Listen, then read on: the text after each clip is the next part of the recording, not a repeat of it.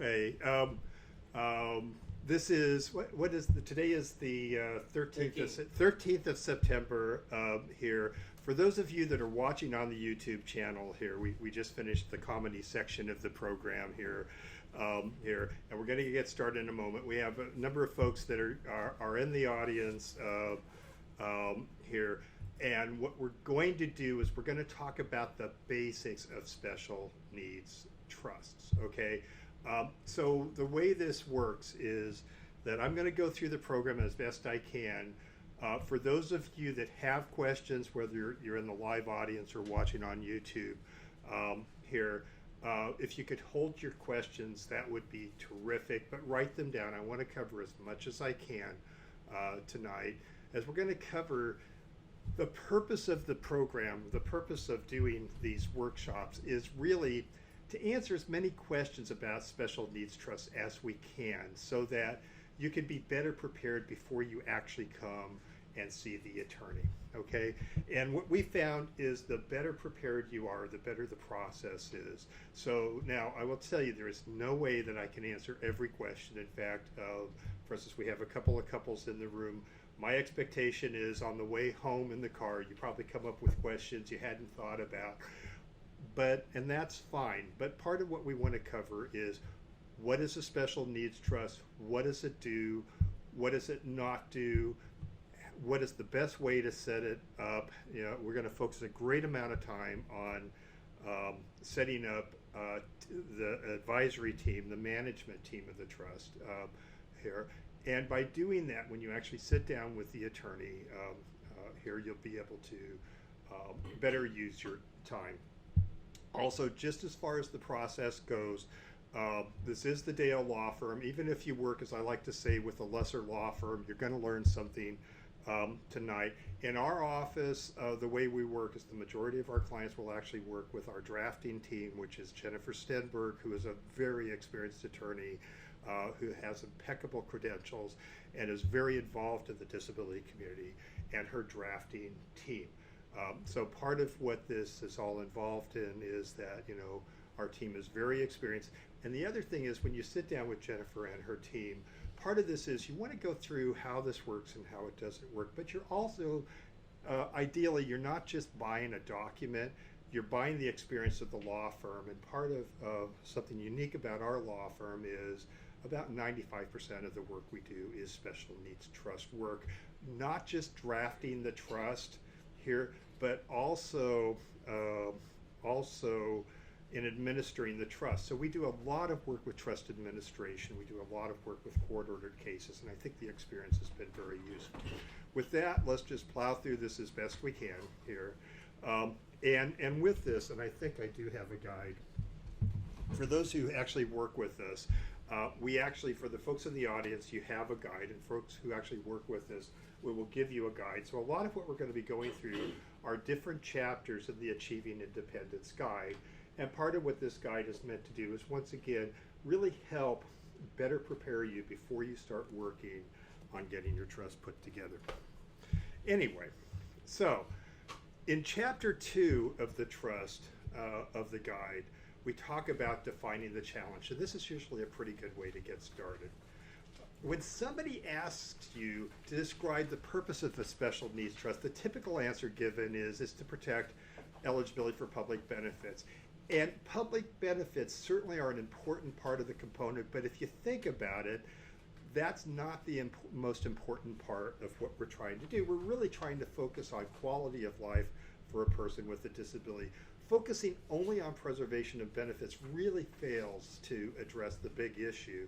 And our true objective should be to maximize the quality of life for a person with a disability.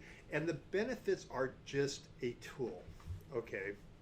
Now, for some of you, this may not be difficult, but I like to kind of illustrate the challenge we're going to do by introducing Kathy. Now, Kathy and I have been together for 25 years. My son, who's a graphic artist, says I have it in for Kathy because Kathy has had every disability under the sun. She has had every form of mental illness, every form of physical disability, every form of developmental disability, depending on the group. Let's say tonight, just for illustration, Kathy has severe autism here. and she's probably going to need some sort of level of assistance for the rest of her life. Imagine that she's 17 years old and healthy here, and that she has a disability that's going to need some assistance for the rest of her life. Now, one thing about the disability community is, for instance, if you've met one person with autism, you have met one person with autism. They're all different, they function differently. This is the same for any disability. It would be a lot easier if they were all the same, but they're not. We have to really fit it to the person. But in this case, let's just assume in Kathy's case, she's going to need some level of assistance for the rest of her life. And if she has a normal lifespan, and to my knowledge, no one has ever died of autism, she's supposed to live until she's 87 years old. So she's supposed to live 70 years. So if you come in and you have the clever attorney write up that special needs trust, and let's say you were to be in an accident, and in our office nobody dies, we would say your trust matures, or you're dead here, then think about the enormity of what we're asking this trust to do. It's supposed to take care of Kathy for the next 70 years. Now, no matter how old your loved one is, if you think of the enormity of this challenge here, we need to make sure that we set up some sort of a system that's going to adjust over her lifespan. So a couple of things we need to address is, if we're trying to provide for her for the next 70 years, is first off, normally, and we have materials on our YouTube channel about the basics of benefits. We're not going to go into that a lot tonight, but if you go to our YouTube channel here, you'll notice there's all sorts of videos on the basics of public benefits. And a lot of that focuses on preserving SSI. Now, for the folks out here, how many people think the SSI rules will stay the same for the next 70 years, okay? And I've never had anybody pay attention, put their hand up. So we're not videotaping the audience tonight, but nobody put their hand up. And here's the thing. If we do a trust, and if all it does is preserve eligibility for SSI, did we do our job? And the answer is absolutely not. We better make sure that the trust in the system we have is going to adjust to whatever changes are going to come up in the law. And also, if you watch the videos on the basics of public benefits, she will probably transcend into other benefit programs as she gets older. Part of what a special needs trust is to do is to supplement the services that Kathy receives. Now, if Kathy is in California and has a developmental disability, she has the right to regional center services, and a lot of times we'll supplement around those services. Once again, can we guarantee that the services that are being provided by her regional center will continue for the rest of her life? Even more importantly, let's say instead of autism, Kathy has schizophrenia, and once again, for those of us who deal with mental health issues and many physical disabilities, they don't have near the services that folks with developmental disabilities have. And once again, we're trying to supplement around those services. They may get better, they may get worse, but we need to make sure that whatever we do is going to adjust around that system.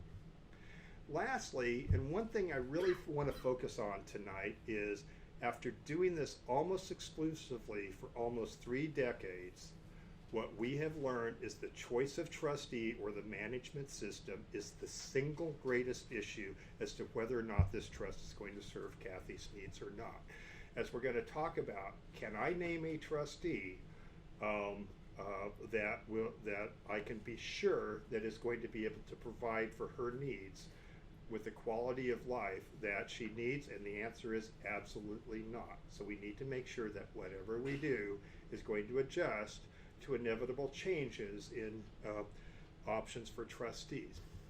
So part of what we want to do is use the trust really as an advocacy tool. Disability tends to be a life-changing experience. For those of you in the audience, I guess you're here to serve as my prop. Do you remember what life was like before you had a child with a disability? And even if you don't, I can guarantee it has changed your life. Some for the better, some for the worse, but you are a different person than you were when you first joined the disability community. Well, the thing that we need to appreciate is not everybody has shared your experience, and one of the things we see all too often is engaging or involving people in the trust who really don't have the same experience. and really don't understand the disability community.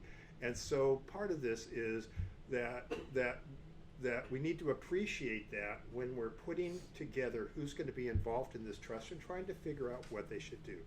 Part of the experience of caring for somebody with a disability is advocating and securing resource. For most of the family members we work with, this is kind of like a learning experience that never ends here, and you're constantly learning about IEPs and IPPs and vocational rehab and things like that. And we need to appreciate that not everybody has that experience. In all too many cases, the level of care is not intuitive, and folks that are not prepared to work with somebody with a severe disability oftentimes really are ill-equipped to do this without some assistance. Okay, I'm not saying they don't have a role, but they need some assistance. So, once again, family members often become really adept at navigating the disability and benefits system here. And in a way, what we want to do is make sure this trust is an alter ego for you that can continue that advocacy effort. Persons with disabilities are often subject to abuse. And, for myself, I actually got into this work partially because I was a psych nurse for 17 years and come from 3 generations of psychiatric nurses working in California's state hospital system, and actually grew up part of my life on the grounds of the state hospital. I was kind of shocked when I found out later that not everybody lives in a state hospital, but but part of that experience is that as I got older and actually became a psych nurse myself, I witnessed a fair amount of abuse and neglect, and that's how I got involved in doing disability work. I started off doing civil rights work, and now, once again, we work with special needs trusts, and I find these as a great advocacy tool. But here's the thing that comes up. Merely moving folks from institutions to the community does not mean that they cannot be subject to abuse. If you are in a 6-bed group home, isolated, here, all that's really happened is we've moved somebody from a large institution to a small institution, and I would actually advocate that they're no safer in that kind of situation unless we have the systems in place to make sure that we can engage them into the community and also detect situations where abuse might come up. It's often essential to be vigilant for signs of abuse. And I was a behavioral nurse here, which has always been important to me. And one of the things you can become adept to, whether you're trained or not, is oftentimes you're adept to what's going on with your child. And even if they're nonverbal, you can usually detect when there's changes in their behavior here. We had somebody this week where we're going to send somebody out to go check on them because our beneficiary keeps having accidents, okay? Unexplained accidents, and also has some bruises in places where it's kind of hard to explain how that happens.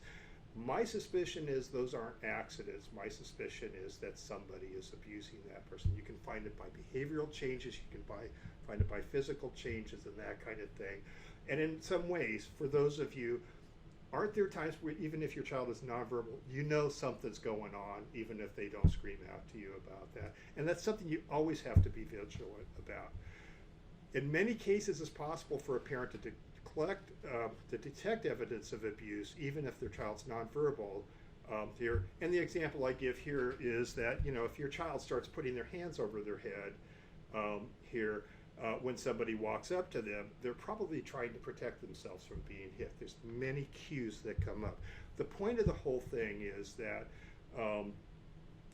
one of the jobs, I think, of being an advocate for a person with a disability, and this depends on their ability to advocate for themselves, is really detecting those situations where abuse often happens. And oftentimes it's isolated.